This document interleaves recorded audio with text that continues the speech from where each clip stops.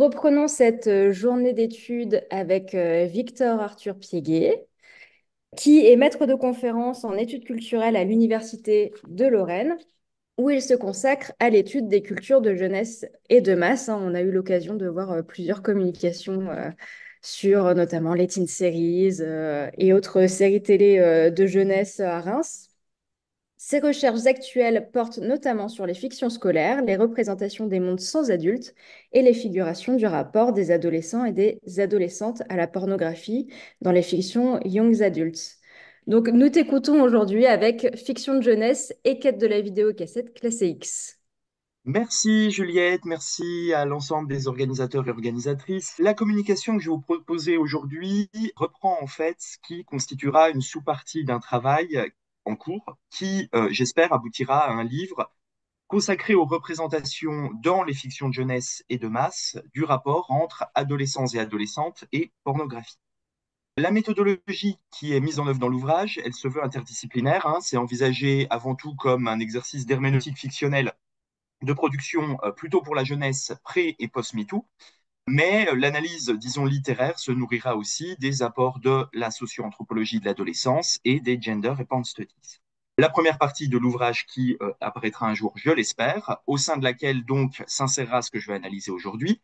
opte pour une approche historique de la réception des images pornographiques corrélée à l'histoire de la technique. Sébastien Hubier le rappelle dans son essai Pornologie, chaque fois écrit-il que dans l'histoire s'est produite l'apparition d'un nouveau médium, celle-ci s'est accompagnée d'une recrudescence significative des représentations de la sexualité. Toutefois, l'apparition d'Internet et sa démocratisation progressive au tournant du XXIe siècle n'a pas seulement engendré une recrudescence des représentations de la sexualité, mais également ce que j'appellerais volontiers de véritables révolutions roses. La première serait celle du peer-to-peer et des plateformes de téléchargement, hein, Casa, Emule et compagnie. La seconde serait celle du streaming, hein, qui ont impacté toutes deux cette réception légalement interdite que constitue celle des représentations pornographiques par le public mineur, en facilitant plus que jamais auparavant la rencontre entre ce public et un contenu qui ne lui est pas destiné. Dans son ouvrage fondateur, Linda Williams théorisait la frénésie du visible propre à l'image pornographique hardcore. Le tournant du siècle ajoute à cette composante intrinsèque de l'image ce qu'on pourrait appeler une frénésie du disponible. Non seulement jamais il n'aura été possible d'accéder si facilement à du contenu explicite, mais aussi, et peut-être surtout, de disposer d'autant de représentations différentes des sexualités humaines. Cette frénésie de la disponibilité qu'on connaît aujourd'hui, ce véritable self-service pornographique en ligne, furent pourtant précédés d'autres mythologies de la réception pornographique que les moins de 30 ans ne peuvent pas connaître dans cette histoire encore à écrire du rapport entre jeunesse et contenu licencieux.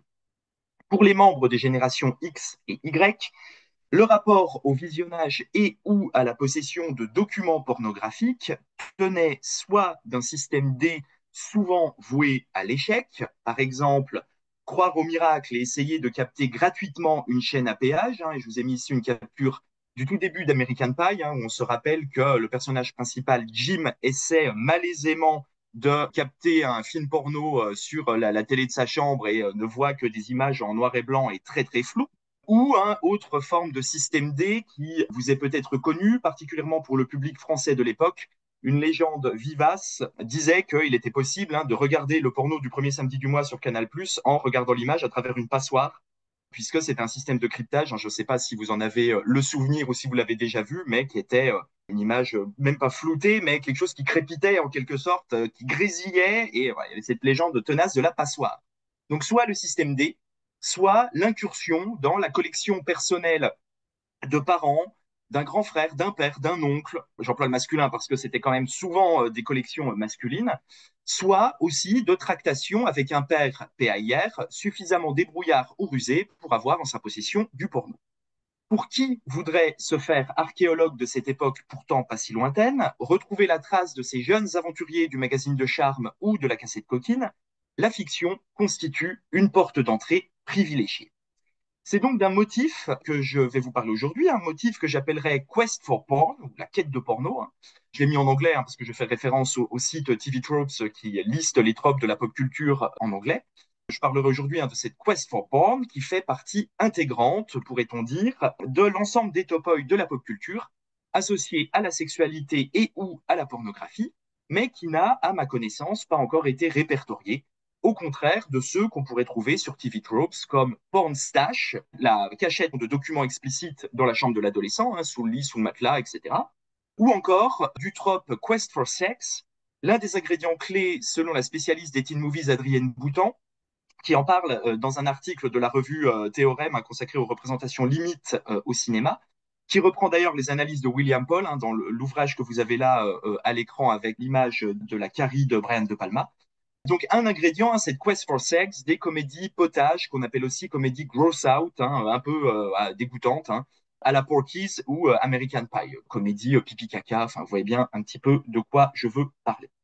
Notons que ce motif de la quête de porno semble faire écho à des expériences partagées peut-être par de nombreux jeunes garçons, sans doute au moins depuis la démocratisation de la presse de charme et sa massification. Donc, grosso modo, on pourrait dire à partir des décennies 60 et 70 du XXe siècle. Je dis partagé par de nombreux jeunes garçons parce que, on va le voir aujourd'hui, les exemples que je vais traiter ne portent que sur des personnages masculins. On pourrait considérer que c'était sans doute cette quête du document pornographique plutôt une quête masculine, mais justement, et j'en reparlerai, on en parlera peut-être dans la discussion, il faudrait adjoindre au corpus que je vais mobiliser aujourd'hui des exemples qui figureraient potentiellement des personnages féminins, même si il me semble qu'ils sont peut-être moins nombreux.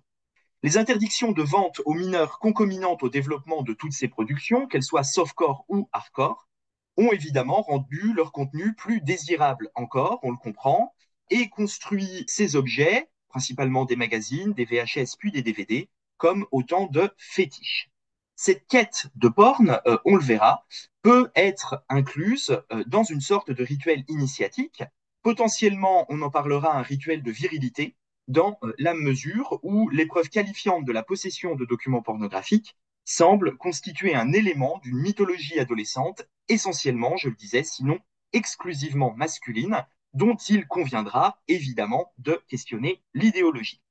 Le corpus sur lequel je vais travailler aujourd'hui n'est pas clos et il est même globalement pour l'instant assez hétérogène, c'est-à-dire que j'ai essayé d'agréger les exemples que j'ai trouvés en fait, et là je vais peut-être vous utiliser si vous avez d'autres exemples que ceux-ci qui vous viennent où on trouverait cette mise en scène du motif de la quête de la cassette, du DVD, du magazine porno ou coquin, ça peut aussi être soft, bon, je serais tout à fait preneur d'autres exemples parce que voilà, ça me permettrait de développer un petit peu tout ça. Donc un corpus qui est évolutif,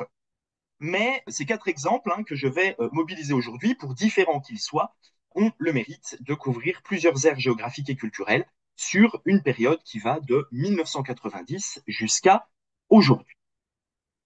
Dans l'ensemble donc de ces fictions dont je vais parler aujourd'hui, le rapport au contenu interdit peut se lire comme un des domaines où se joue une relation entre adolescents et adultes, marquée par la transgression des commandements des seconds par les premiers.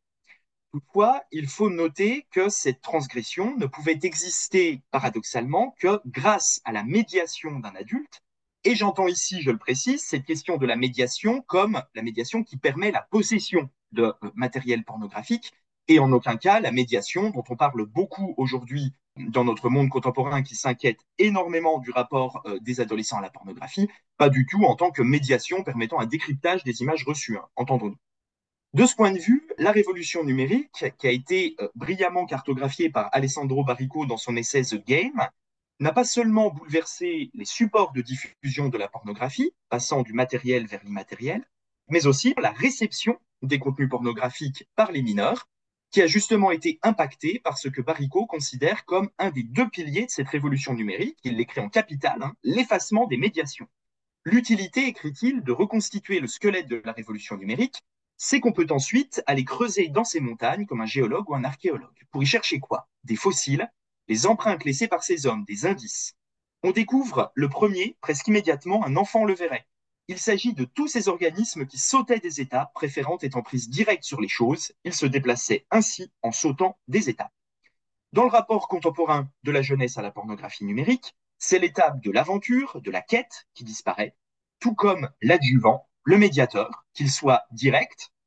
disons un individu majeur qui transmet, même si c'est évidemment illégal, du contenu pornographique à un mineur, grand frère, cousin, en passant par un buraliste ou un kiosquier permissif, ou médiation indirecte, une planque de documents pornographiques appartenant à un adulte qui serait investigué en secret par un mineur. Donc, disparition de cette médiation qui, de près ou de loin, accompagnait la quête pornographique. Les révolutions roses, du peer-to-peer et du streaming, ont transformé le rapport de la jeunesse à la pornographie en une véritable expérience sans adulte.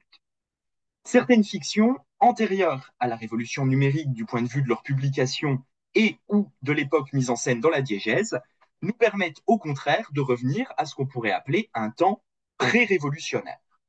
La nécessaire médiation adulte est ainsi clairement mise en scène dans une bande dessinée, par exemple, comme Le Petit Spirou, dont la publication commence en 1990.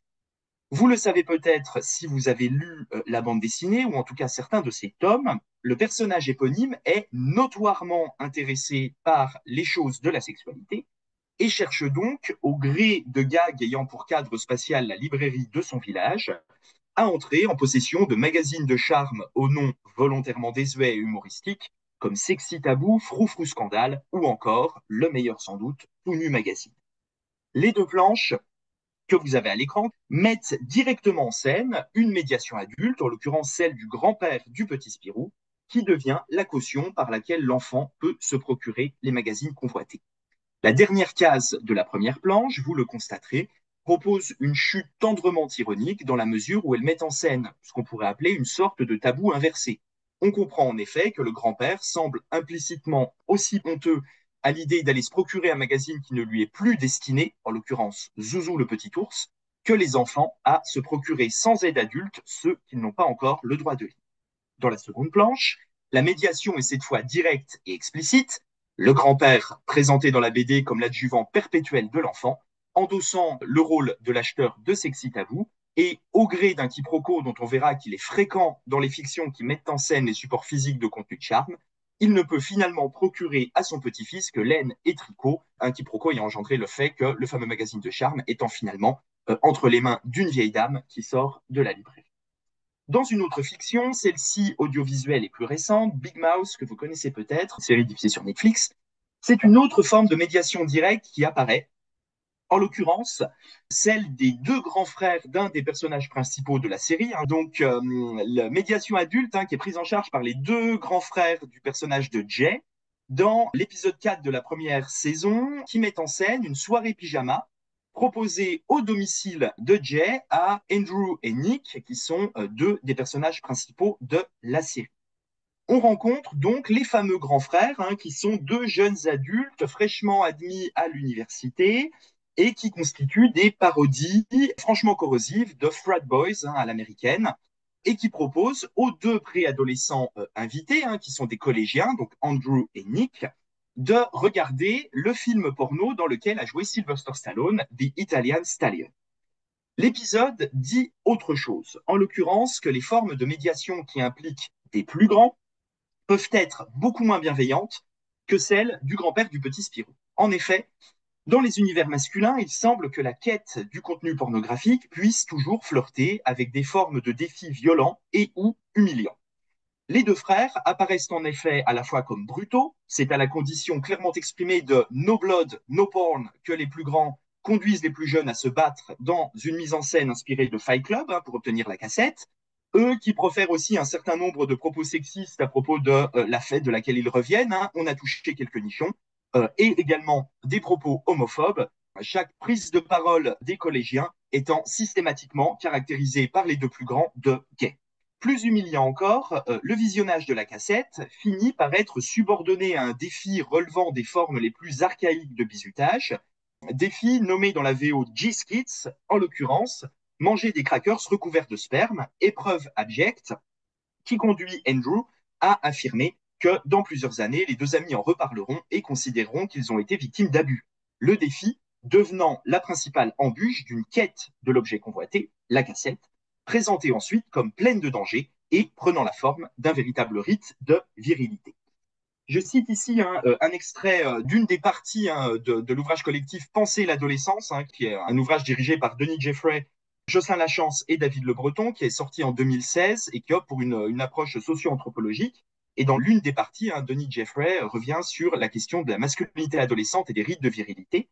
Et il écrit la chose suivante: dans le modèle classique, les expressions rituelles de virilité prennent la forme de jeux d'épreuves, lors desquels l'adolescent montre qu'il n'est pas une femme, ni un homosexuel, ni un enfant, qu'il est capable de maîtrise de soi et lorsqu'il fait preuve de force physique. Pensons aux jeux martiaux, aux compétitions sportives, aux rivalités pour obtenir un objet convoité, ou encore aux rixes et bagarres de rue. Ces rites de virilité varient d'un groupe d'hommes à un autre, comme d'une société à une autre. Mais l'enjeu demeure identique: se distinguer des femmes, des homosexuels et des enfants, considérés comme incapables de maîtrise de soi et d'expression convaincante de force physique. La série italienne Génération 56K met aussi en scène un rituel codifié dont l'on comprend qu'il est, comme dans Big Mouth, fondé sur la violence. Cette série met en scène trois amis: le protagoniste, Daniel, qui peine à trouver l'âme sœur et multiplie les tentatives sur Tinder, et ses deux meilleurs amis d'enfance, Sandro et Luca, à travers une temporalité qui alterne entre le présent des trentenaires et l'année 1998, quand ils étaient encore collégiens. Et le premier épisode de la série montre les trois enfants en quête d'une de ces précieuses cassettes par le biais, là aussi, d'une médiation adulte indirecte. En effet, un grand de leur collège, Antonio, dont le père est buraliste, en profite pour louer à ses camarades des cassettes pornographiques, mais selon ses règles à lui, dont la transgression sera punie par la violence. Je cite l'un des échanges que les trois amis ont à propos du prêt. Je cite: il paraît qu'un garçon a rendu en retard une cassette à Antonio, il l'a frappé et jeté à la mer. Antonio va tout savoir et nous tuer. Les trois copains veulent copier la cassette, je le précise. On connaît tous la règle: faut rendre la vidéo sous 48 heures, pas de casse, pas de prêt, pas de copie, ou il te jette à la mer. C'est notamment ce danger qui explique que la première découverte du contenu pornographique soit figurée comme particulièrement marquante, à la fois dans Big Mouth et dans Génération 56K.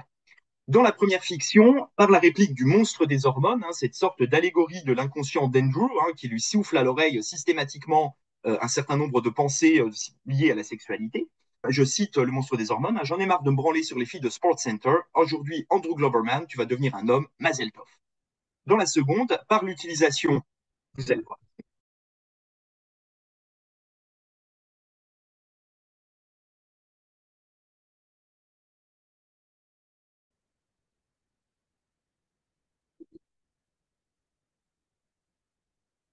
Donc on le voit, quelque chose quasi de la véritable expérience sacrée. Avant cette expérience partagée par les trois amis, plusieurs plans construisaient déjà la cassette comme une sorte de véritable talisman, à l'image de ce plan où les personnages de Daniel et Lucas observent Sandro à la jumelle, lequel vient d'obtenir la cassette tant convoitée et la porte au-dessus de sa tête comme une coupe, une sorte de trésor qui vient de lui être prêté. Cette cassette étant d'autant plus exceptionnelle qu'elle est étiquetée. Alors, la version française de Netflix dit porno le plus crade de tous les temps. L'italien dirait plutôt, si tant est que je puisse traduire, le porno le plus porno jamais vu. Bon, ce qui revient potentiellement un petit peu au même. C'est aussi une cassette marquée par le superlatif qui apparaît dans l'un des épisodes de la 6e saison de South Park, puisque on y trouve un film pornographique qui a d'ailleurs un titre des plus vraisemblables, qui ressemble à maint autre titre de film porno, en particulier Gonzo, un Backdoor Sluts 9, et qui va être dans le dessin animé présenté à l'aide de multiples qualificatifs, en particulier par le père de Kyle, The Single Most Vile, Twisted, Dark Piece of Porno Ever Made. Bref, le porno le plus dégoûtant qui ait jamais été produit.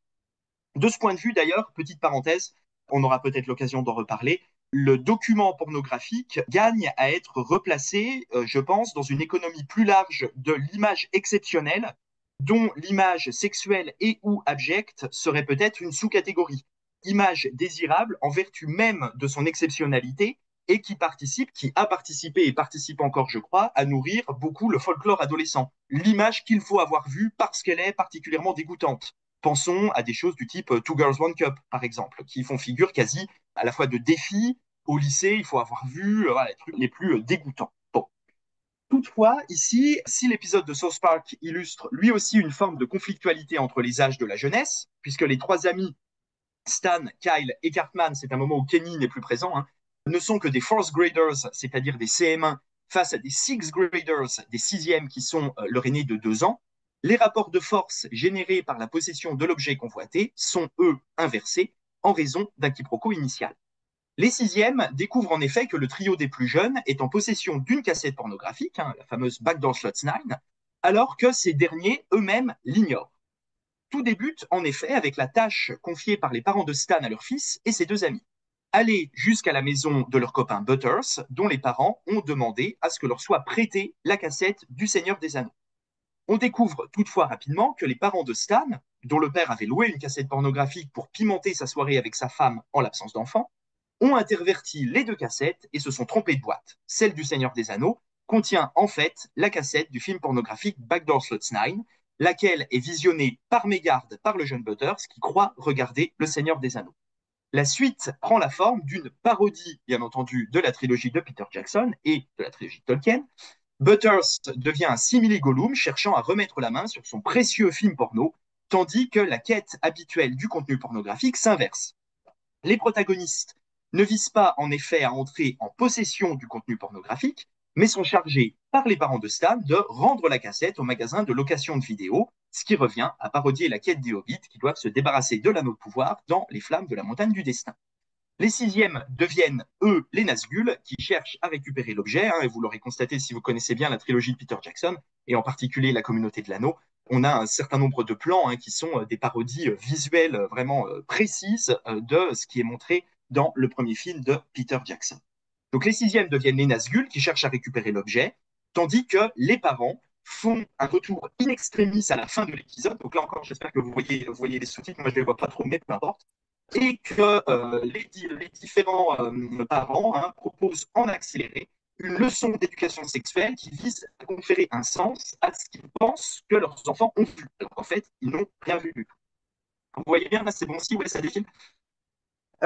Il ne saurait être question de prêter à South Park la moindre volonté didactique, qu'il s'agisse de proposer un message de prévention à l'encontre des contenus pornographiques ou d'appeler les parents à parler de sexe à leurs enfants.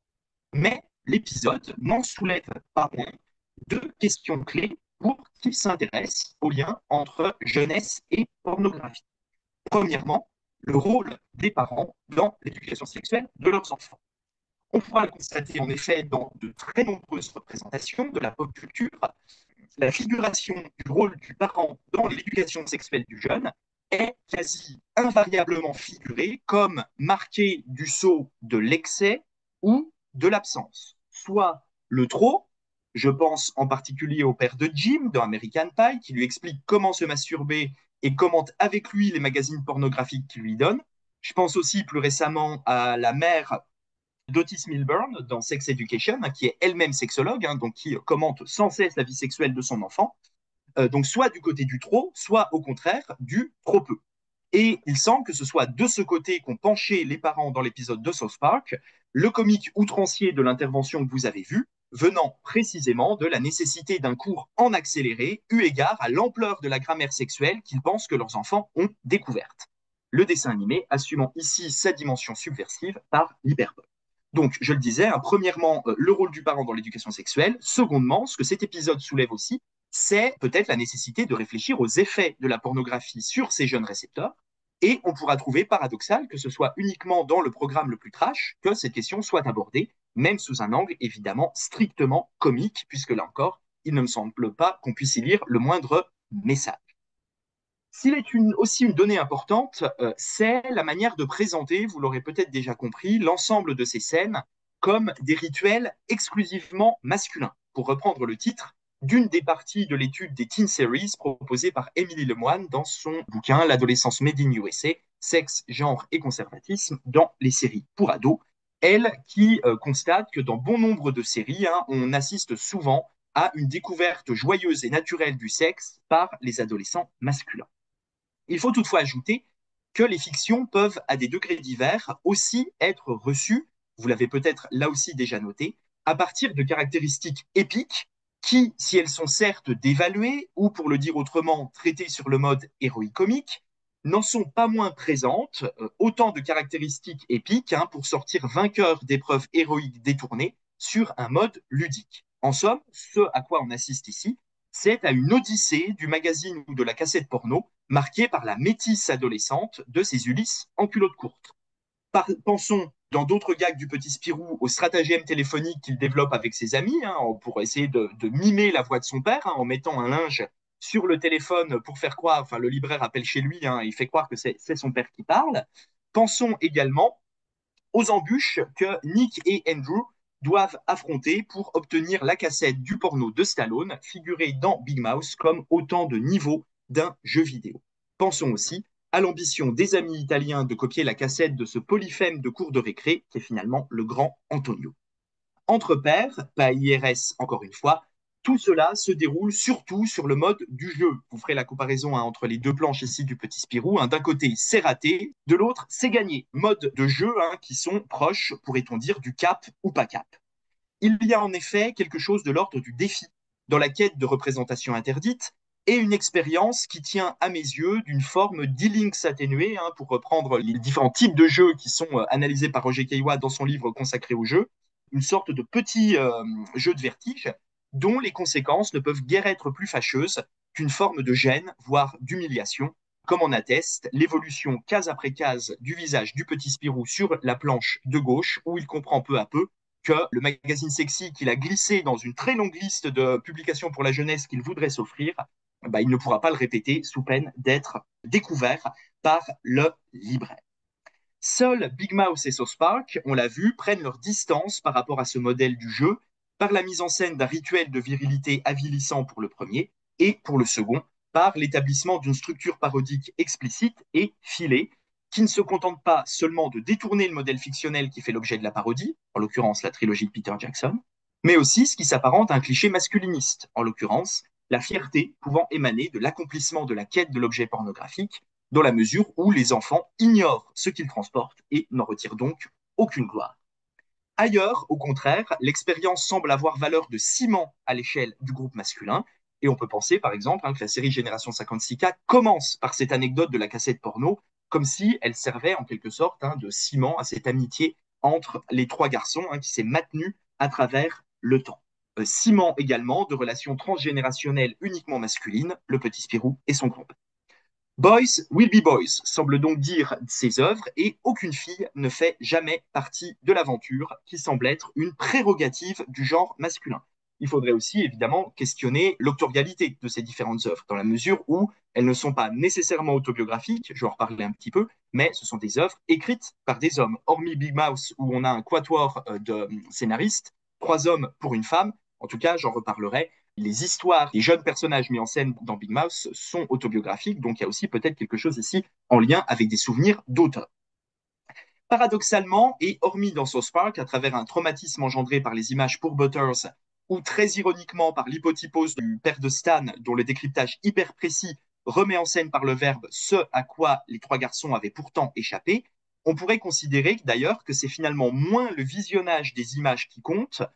que l'expérience vécue entre pairs.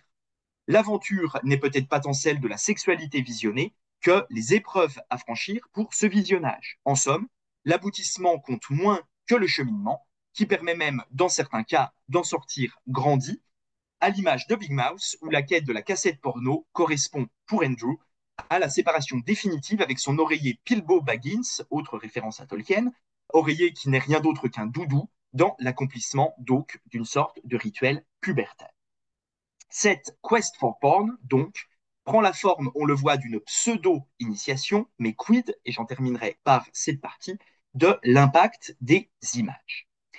Si on songe à notre époque obsédée par l'impact des images pornographiques sur la jeunesse, le corpus que je mobilise aujourd'hui semble quasi anachronique. Certes, comme on l'a vu, on peut lire de biais dans South Park et par le recours à l'humour noir le risque de traumatisme infantile que les images engendrent, mais il n'en demeure pas moins que l'ensemble de ces scènes est réuni par le registre comique où affleure une forme d'humour compréhensif. En somme, semble dire ces fictions, chacun a une anecdote d'adolescence à raconter avec la pornographie, de laquelle on pourra rire après coup, à l'exemple de ce qui se produit dans Génération 56K, où la cassette de Daniel et ses amis est intervertie avec le dessin animé de sa petite sœur, qui finit par regarder durant une après-midi avec ses copines le fameux porno, sans que cela ne soit présenté par la série comme absolument épouvantable.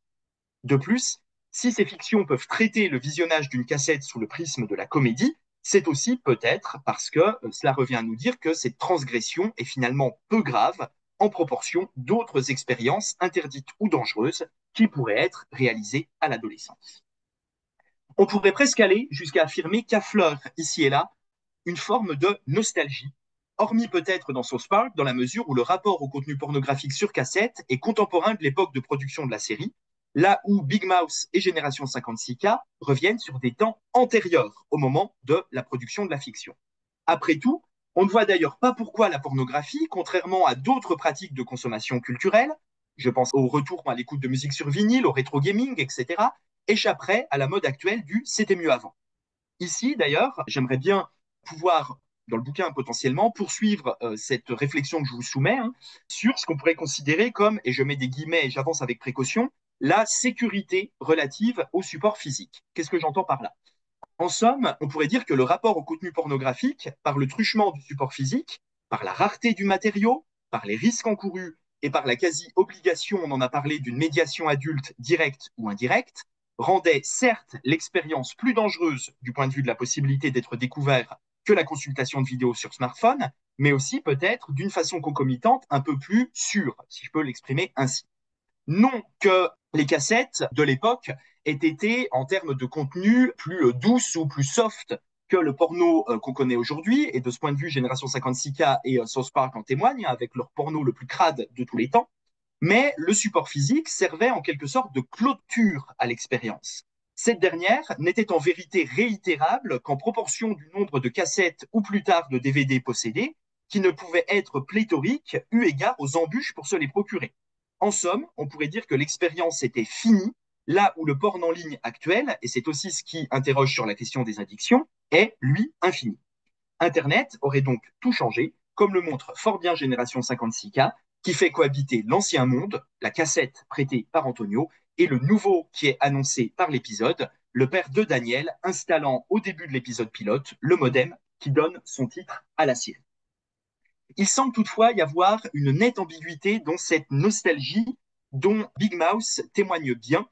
à son corps défendant peut-être. À mes yeux, il y a en effet quelque chose d'un peu anachronique dans ce dessin animé, en tout cas dans sa première saison, lui qui représente la quête de deux personnages de collégiens pour entrer en possession de la vidéocassette des exploits érotiques de Sylvester Stallone, alors que le monde fictionnel mis en scène par la série est un monde contemporain du nôtre. La série se passe de nos jours et ne se passe pas dans les années 80 ou 90. Ainsi, il n'est pas impossible de considérer que la dimension autobiographique de la série génère quelque chose comme un court-circuit dans sa tendance à proposer un discours progressiste post-MeToo qui se veut non seulement sexpositif, mais aussi, sinon féministe, du moins non masculiniste. En effet, la quête des deux garçons est comme mise en valeur à l'échelle de la première saison par l'économie même de cette saison, puisqu'on y trouve ensuite un autre épisode, en l'occurrence le 10e, qui vient répondre à celui duquel je vous ai parlé. Tandis qu'il souffre d'une peine de cœur, dans ce fameux 10e épisode de la saison 1, Andrew noie son chagrin dans la consommation compulsive de données pornographiques et, s'il a commencé son parcours avec la fameuse cassette de Stallone, le monstre des hormones lui met très vite un ordinateur entre les mains, générant une sorte d'addiction. Tout ce que tu veux, quand tu veux. Andrew est littéralement aspiré à l'intérieur de son ordinateur, dans ce que l'épisode figure comme une sorte de vallée du porno qui reprend la descente ou la remontée, je ne sais plus, du fleuve d'Apocalypse Now, référence idoine pour cette sorte d'apocalypse adolescente que serait le rapport à la pornographie en ligne de nos jours. Ainsi, à l'échelle de la première saison, la mise en place d'une structure comparative qui fait fi de la vraisemblance temporelle permet aussi et surtout, je crois, une structure évaluative. Les créateurs de la série semblent implicitement valoriser le rapport d'antan de la jeunesse à la pornographie et, à contrario, tenir un discours sur la pornographie contemporaine et la relation entretenue par les adolescents avec elle, qui serait, elle, devenue dangereuse. Cette posture, qu'on pourrait associer à une forme d'agisme inversé, a bien été analysée par Florian Voros pour les spectateurs réels de pornographie qu'il a étudié dans son ouvrage récent intitulé Désiré comme un homme. Je le cite, Un net décalage peut être observé entre, d'une part, les souvenirs racontés avec humour à la première personne de la découverte du porno à l'adolescence, et, d'autre part, la problématisation à la troisième personne de publics présumés vulnérables ou dangereux. Je précise que Voros a effectué un certain nombre d'entretiens avec des hommes trentenaires, quadras, etc., consommateurs de pornographie, souvent d'ailleurs des hommes CSP+, avec des statuts professionnels et maritaux tout à fait, dire normaux, en tout cas, sinon enviables, en tout cas tout à fait corrects. Et voilà, il en a tiré son bouquin. Les spectateurs qui se souviennent de la pornographie comme d'une source positive d'exploration sexuelle avant leur première fois s'inquiètent parfois de pratiques similaires chez les adolescents d'aujourd'hui. Et les mêmes qui se rappellent avoir été assez matures pour visionner du porno à l'âge de 13 ans peuvent estimer que c'est finalement trop précoce pour d'autres jeunes du même âge. Le problème de l'accès des jeunes à la pornographie est aussi pensé sous l'angle du rapport entre générations. De ce point de vue, la dualité du personnage d'Andrew est signifiante. Lui qui est à la fois le reflet autobiographique de son créateur Andrew Goldberg, né en 1978, et un adolescent de la génération Z dans la diégèse du dessin animé. La série n'est ainsi pas exempte d'une ambiguïté fondamentale quant à la façon dont le discours implicite sur le rapport de la jeunesse à la pornographie contemporaine permet aussi à des hommes plus âgés de se dédouaner. Je cite de nouveau Voros. C'est paradoxalement, écrit-il, en se prétendant plus responsable que les autres, que les hommes hétérosexuels blancs de classe moyenne se déresponsabilisent des implications politiques de leurs propres fantasmes, écrit-il. Il revient peut-être, et j'en conclurai ainsi, aux hommes d'aujourd'hui qui, à l'image de ces personnages, ont participé à ce qui peut être assimilé à des rites de virilité, en partant en quête de Playboy, de Penthouse, de lui, de Hustler, de cassettes sur lesquelles, en tout cas pour les Français, étaient enregistrés les pornos du premier samedi du mois sur Canal+, non pas de regretter le temps aboli d'un porn fantasmé et d'une maturité adolescente supposée, mais d'accepter de dépasser ce que l'humour potache peut avoir de rassurant pour se poser cette question: quels hommes le porn de notre adolescence a-t-il fait de nous? Merci.